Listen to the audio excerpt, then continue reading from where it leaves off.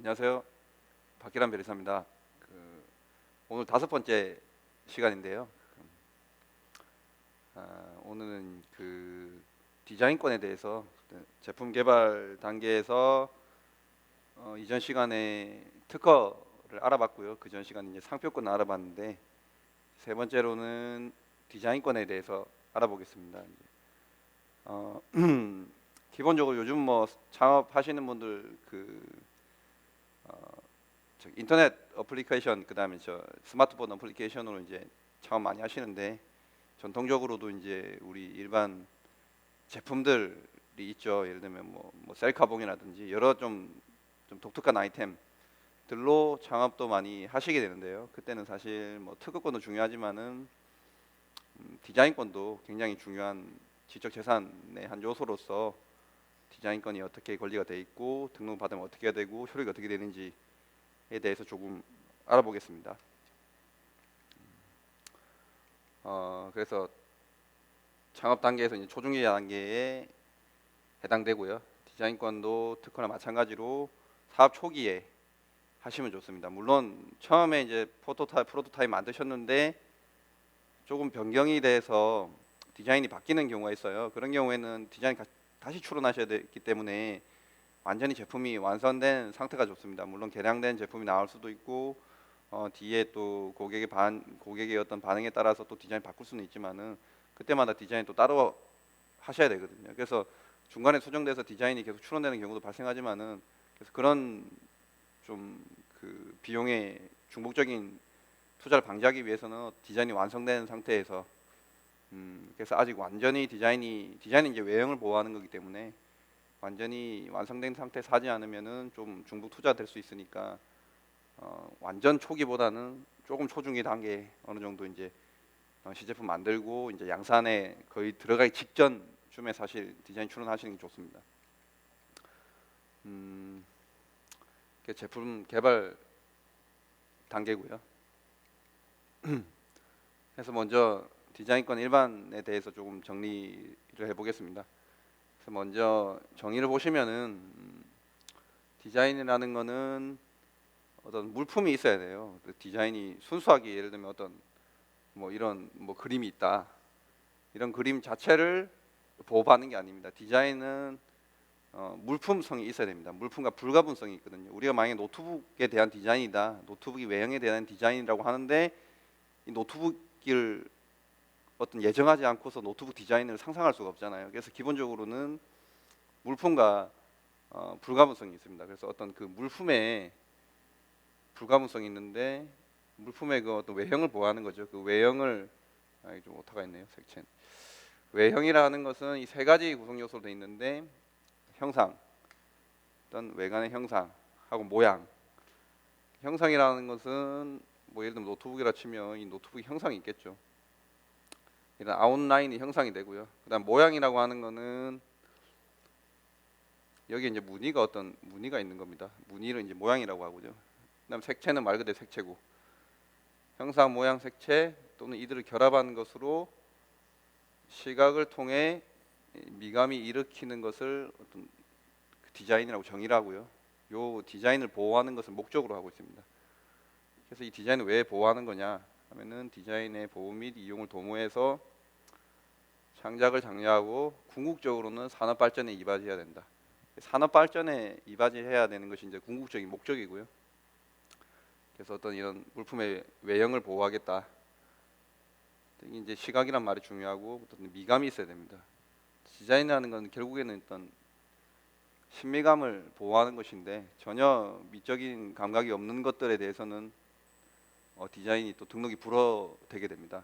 그래서 단순히 우리 보시면 어떤 기능적인 형태의 제품들이 많이 있습니다. 어떤 뭐 고기 구이 불판이라든지, 그다음 어떤 기능적으로만 순수하게 기능성으로만 되는 뭐 무슨 어떤 뭐 책상이라든지 의자라든지 이런 것들에 대해서는 원칙적으로는 그 디자인 보호를 받을 수가 없습니다.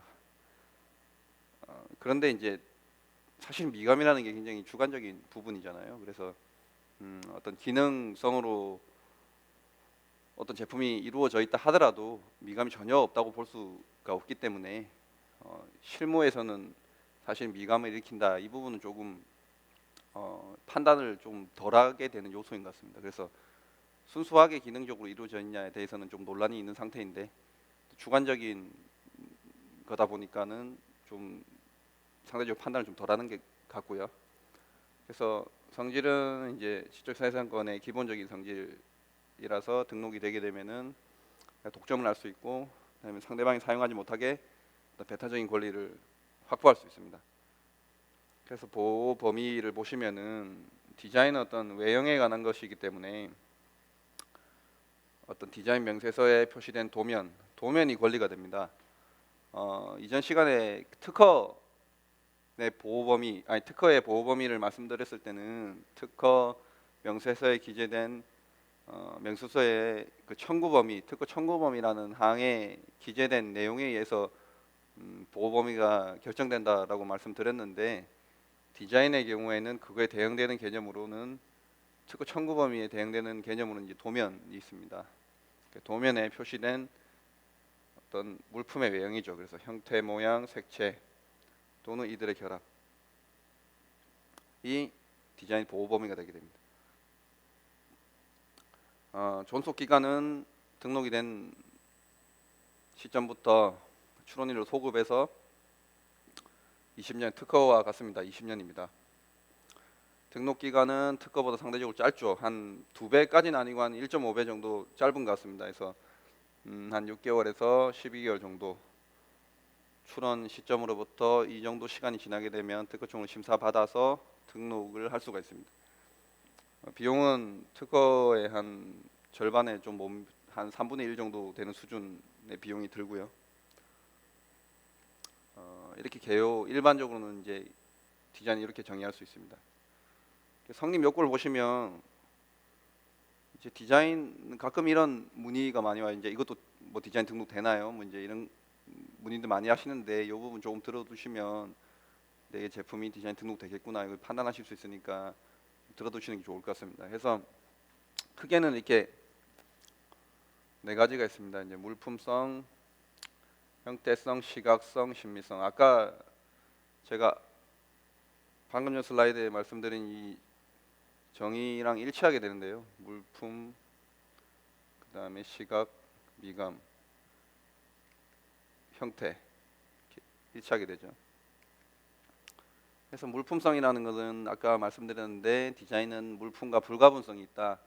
그래서 어떤 물품이 정해져야 됩니다. 그래서 우리 디자인 출원할 때도 물품을 지정을 하게 되어 있습니다. 어떤 상표에서 상표에서 한번 말씀드렸는데요. 상표에서는 이제 우리가 표장과 이제 지정 상품이 있게 되지 않습니까? 그거와 좀 비슷한 느낌으로 디자인에서는 물품과 디자인이 있습니다. 그래서 이게 두 개가 합쳐서 디자인이 되는 거죠. 그래서 물품과 불가분성이 있는데, 이 물품성이라는 건 뭐냐? 물품성에는 크게 3가지를 만족해야 되는데, 어떤 독립성이 있어야 되고, 유체성이 있어야 되고, 동산성이 있어야 됩니다. 한 가지씩 살펴보면, 일단 독립성이라는 것은 독립된 거래의 대상이 돼야 된다는 것입니다. 예를 들면 우리가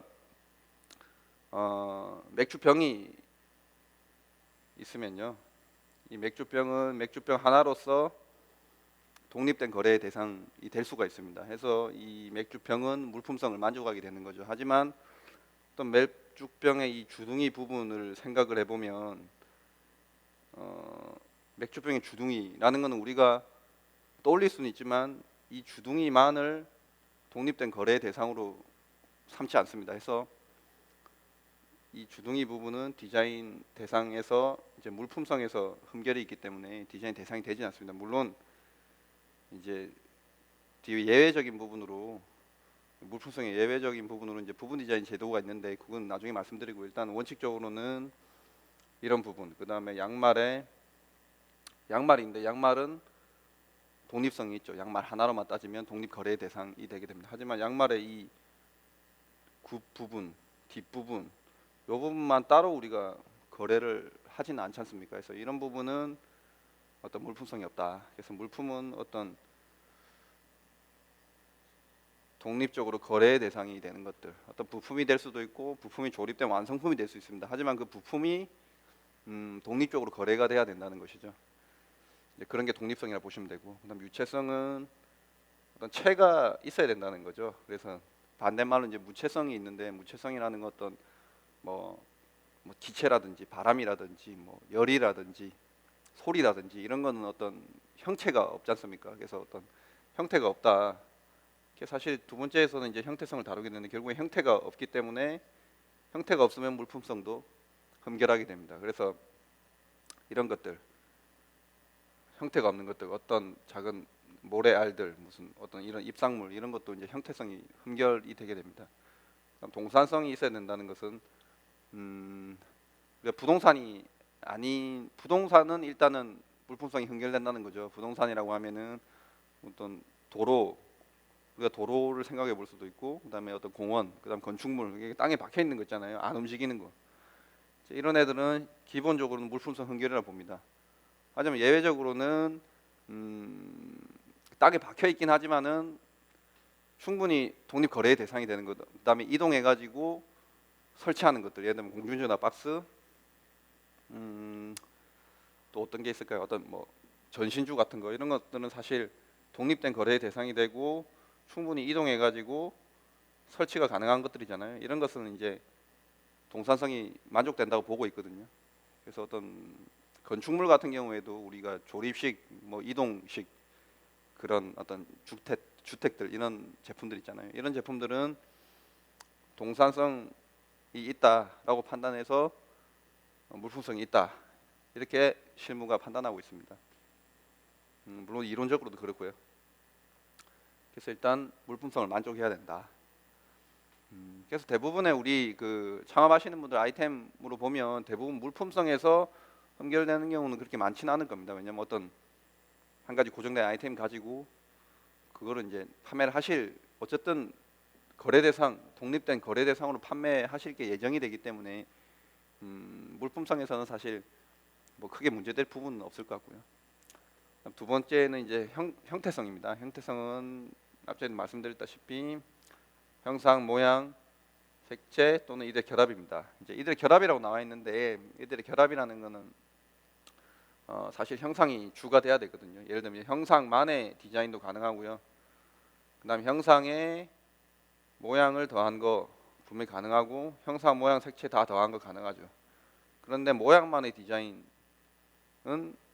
형상이 없는 상태에서 모양만 있는 게 예상을 할 수, 아니 이게 떠올릴 수가 없잖아요. 어떤 뭐 무늬만 있다, 이 무늬 자체, 요거는 모양만 있는 건데, 요런 거는 이제 디자인 형태성 흠결이 되게 됩니다.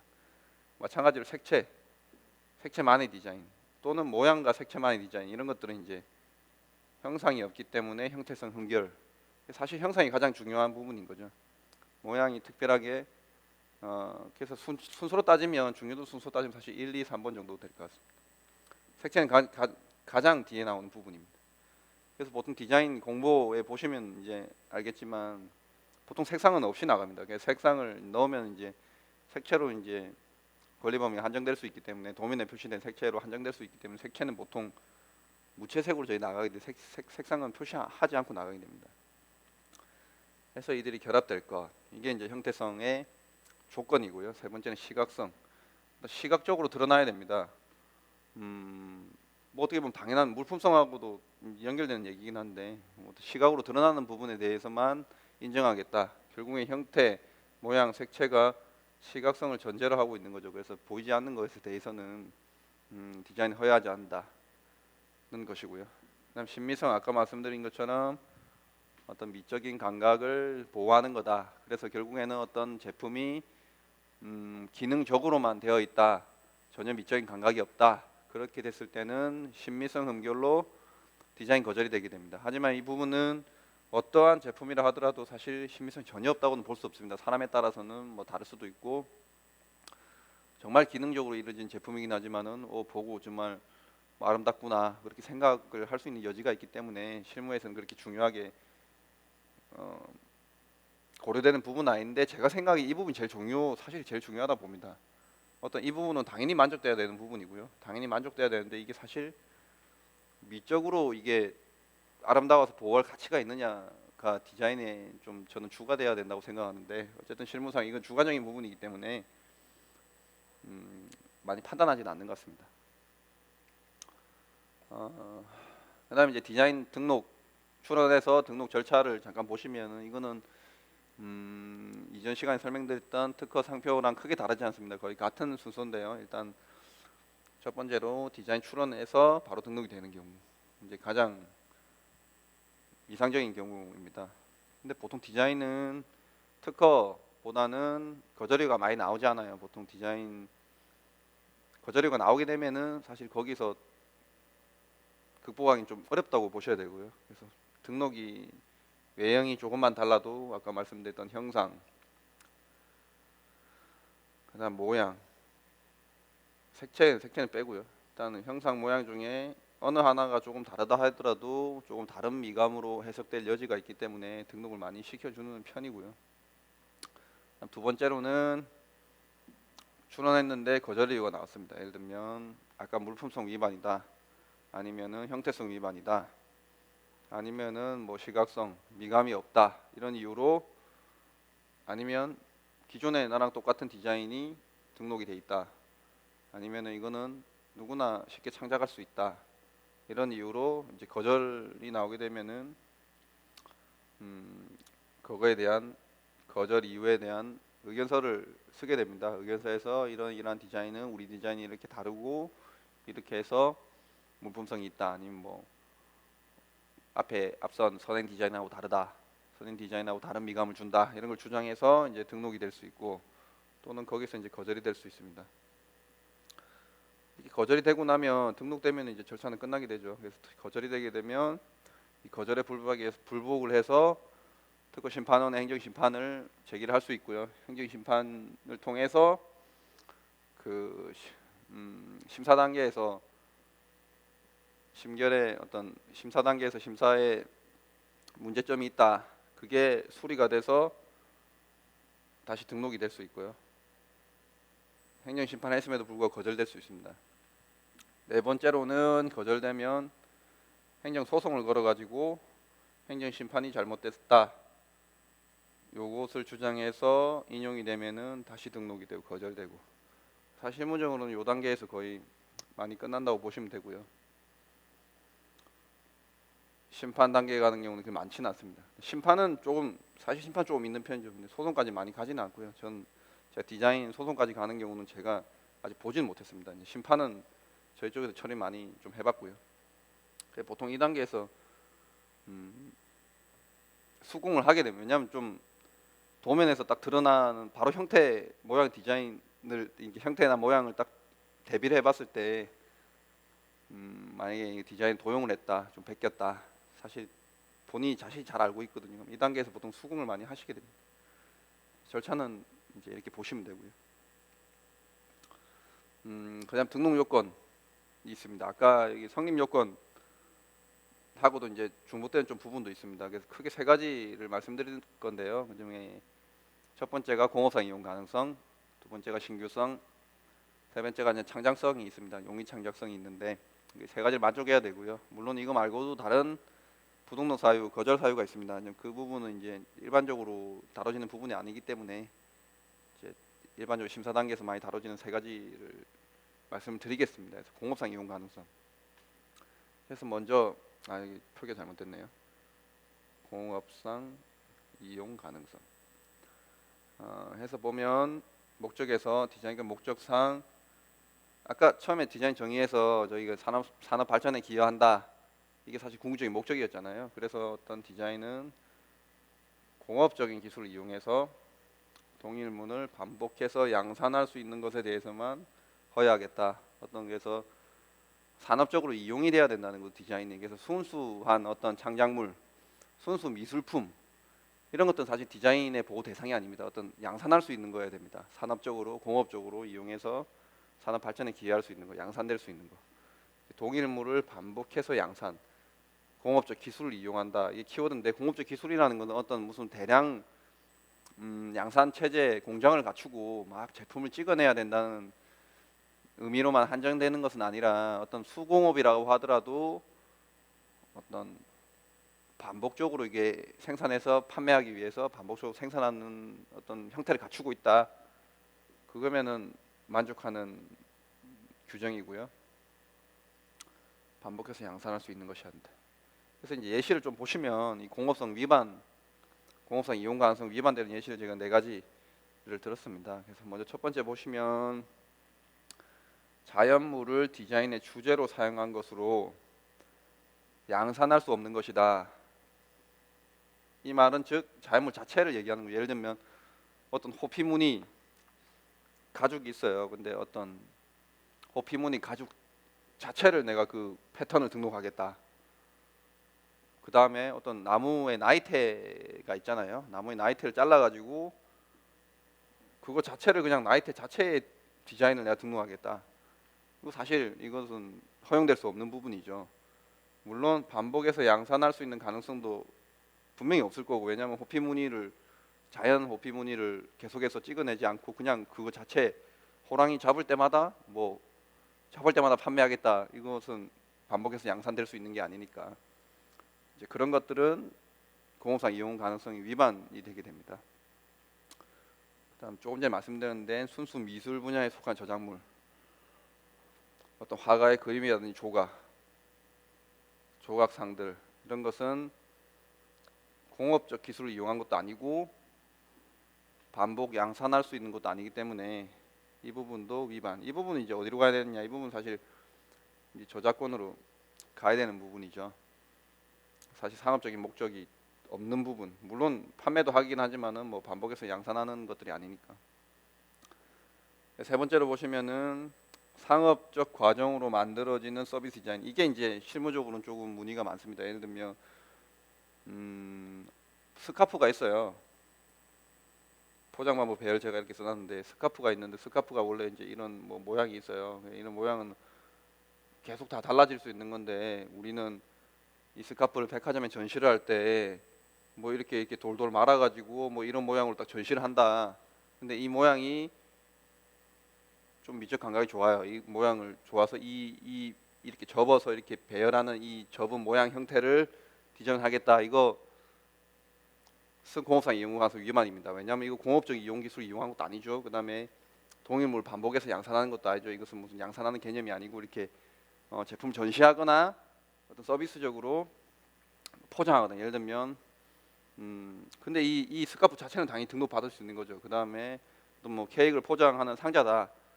근데 이 포장지 자체는 등록 받을 수 있는 거지만은 이 포장지를 포장을 해가지고 어떤 독특한 형태의 포장 형태, 서비스 디자인을 만들었어요. 이 형태는 공업적 기술을 이용한 것도 아니고 동일물 반복해서 양산할 수 있는 것도 아니니까 공업성 위반이 되게 됩니다. 그래서 이런 것은 디자인 대상이 아니고요.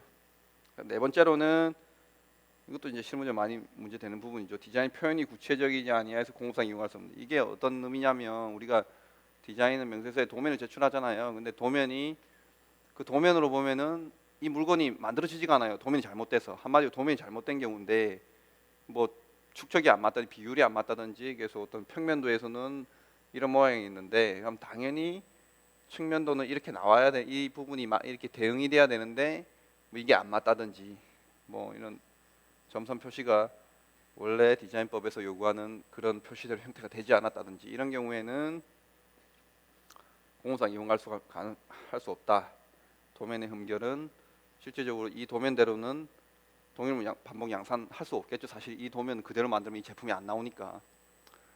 그래서 이 네 번째 이유는 이런 이유로, 이거 말고는 여러 가지 있는데 사실 이 4가지 정도가 대표적인 게 되겠고요. 이럴 때는 공업상 이용 가능성 위반으로 디자인 등록 받을 수 없다.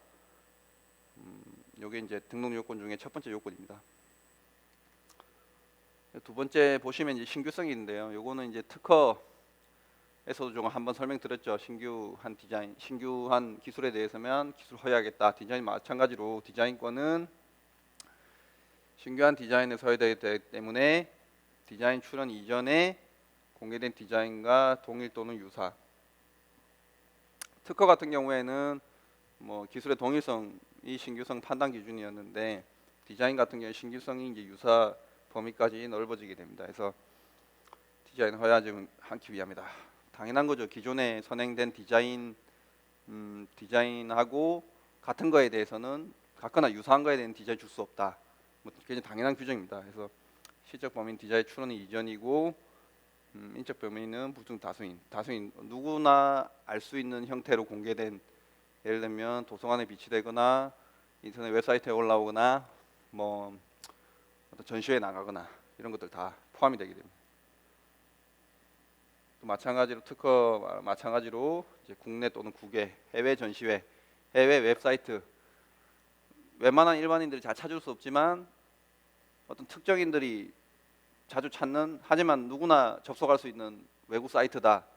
그것도 신규성 위반이 되게 됩니다. 근데 정말 무슨 특수한 그 아이디 키 코드를 넣어서 굉장히 불특정한, 아니 굉장히 특정한 소수만이 접속할 수 있는 사이트에 공개됐다. 그것은 사실 공개됐다고 보지는 않습니다. 그래서 어떤 접근 가능성, 어떤 신규성 위반 사유는 지역적으로나 인적적으로나 어떤 접근 가능성이 누구에게나 열려 있느냐를 기준으로 신규성 판단하게 됩니다. 그래서 보시면 제가 여기 동일 또는 유사한 디자인이라고 말씀드렸는데, 그럼 동일하고 유사한 것은 도대체 의미가 뭐냐? 동일은 뭐 똑같은 거, 뭐 이것은 조금 상식적으로 이렇게 이해가 되죠. 근데 유사한 게 가면, 유사하다 그러면 유사한 건 비슷한 건데 어느 정도까지를 유사하다 보느냐에 대해서 좀 설명드리겠습니다. 그래서 크게 세 가지 말씀드렸는데요. 세 가지 제가 정리를 해놨는데, 첫 번째는 이제 물품, 이제 디자인 같은 게 물품과 불가분성이 있기 때문에 일단 물품이 동일하고 유사하거나 동일하냐 유사하냐를 판단해야 됩니다. 물품도 동일하고 유사하냐, 두 번째 디자인 동일 유사하냐, 이 두 가지를 판단해야 되죠.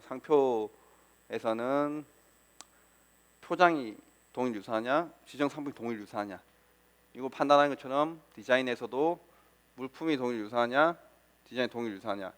그래서 이 두 가지 중에 둘 다 동일 유사, 엔드 조건이 돼야지 어느 한 가지만이라도 비유사하면 비유사한 디자인을 봅니다. 예를 들면 디자인 같아요. 디자인 같은데 물품이 다른 물품이에요. 그러면은 이거 유사하지 않다고 보는 거예요, 디자인을. 그래서 물품의 동일 유사는 어떻게 판단하느냐? 그 물품의 용도와 기능이 동일하고 유사해야 됩니다. 마찬가지로 이것도 엔드 조건인데요. 그래서 물건의 용도가 동일 또는 유사하거나 기능이 동일 또는 유사해야 됩니다. 용도가 유사하고 기능이 유사해도 물품이 동일 유사하다고 보고요. 용도가 동일하고 기능이 유사해도 동일 유사로 봅니다. 그래서 이 둘 중에 한 가지만이 비유사하면은 물품의 동일 유사라고 보지 않습니다. 그래서 엔드 조건이죠. 그다음 두 번째는 이제 디자인 동일 유사하냐는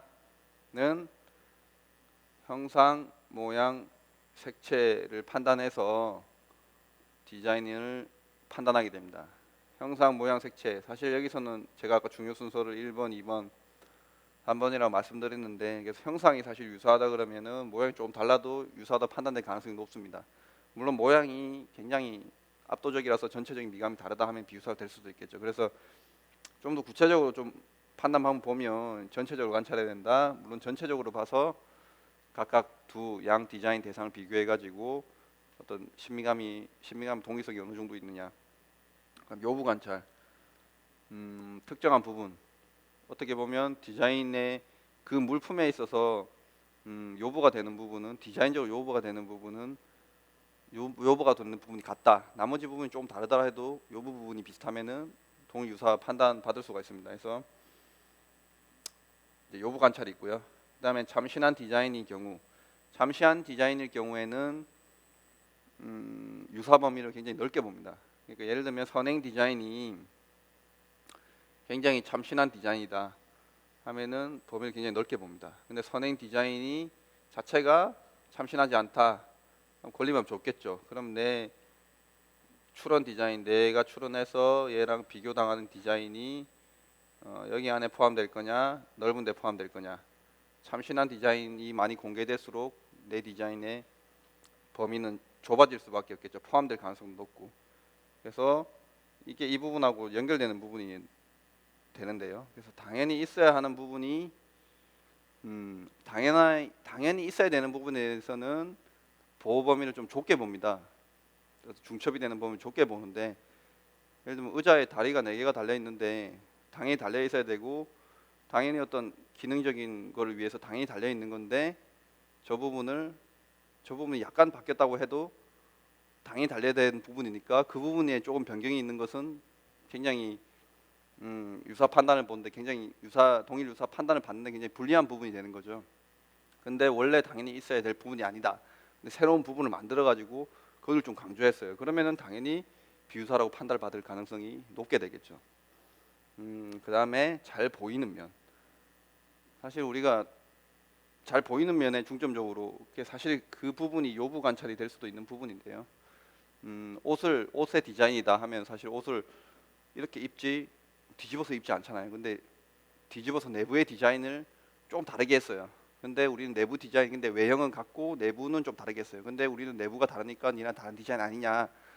근데 요구 관찰 잘 보이는 면에 중점적으로 관찰한다. 이런 심사실무에 따르면은 동일 유사한 디자인이라고 판단될 가능성이 높습니다.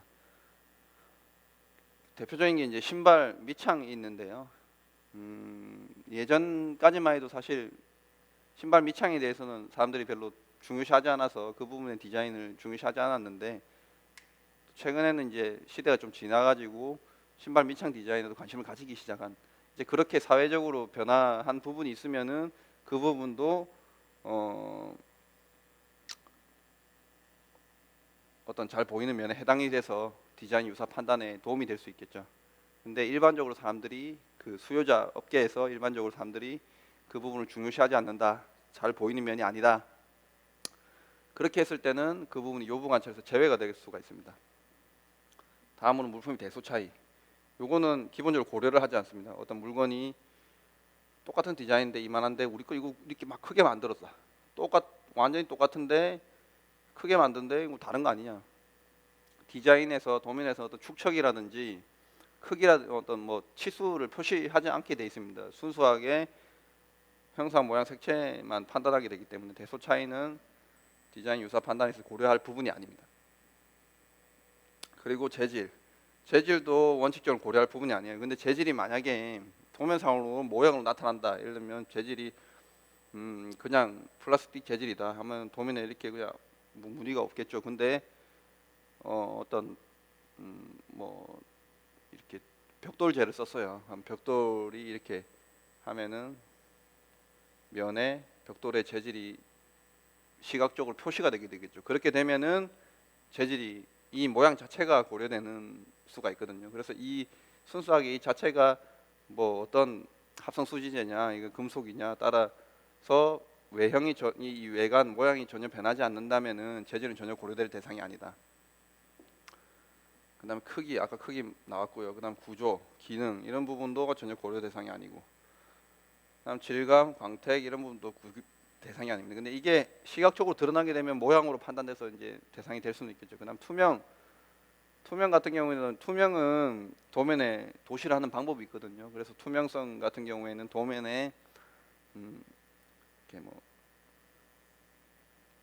실선 같은 형태로 달리 도시하게 되는데 도면에 드러나게 되면은 투명은 판단 요소가 될 수 있습니다.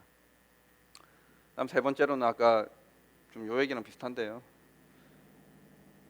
광택 투명, 사실 이 부분 빠졌어야 되는데 결국 형모색의 판단 기준에 있어서 이제 이런 기준을 판단하고 이런 구조, 기능, 광택, 질감, 재질은 기본적으로 고려하지 않는다. 투명은 도면에 표시되면 고려될 수 있다. 이렇게 보시면 됩니다. 그래서 어떤 실제 양 디자인 가지고 왔는데 좀 비교를 해달라. 근데 우리 거는 이거 뭐 다른 재질을 썼다. 근데 외형적으로 드러나지 않아요. 그렇게 되면은 같은 디자인을 보게 됩니다. 그거 좀 유의하셔야 될 것 같고요. 그래서 동일 유사 판단은 이제 이런 과정을 통해서 특허청에서 심사관들이 심사를 하신다. 그렇게 보시면 될 것 같습니다. 그다음에 이제 창작성인데요. 창작성은 표기 잘못됐네요. 창작성이고 이것도 목적 보시면 종래 디자인 비해서 창작성이 있는 디자인에 대해서만 허용되게 되기 때문에 허용되어야 되므로 당업자라는 것은 어떤 그 디자인 분야에 어떤 통상적으로 종사하는 사람들을 얘기를 합니다.